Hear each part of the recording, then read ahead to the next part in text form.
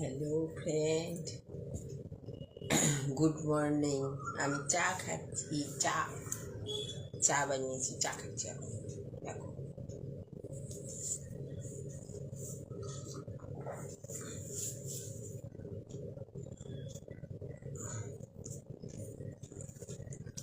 কে কে আছো তাড়াতাড়ি চলে এসো আমার চা খাওয়া দেখতে। ক্যামেরাটা একটু সরাচ্ছি।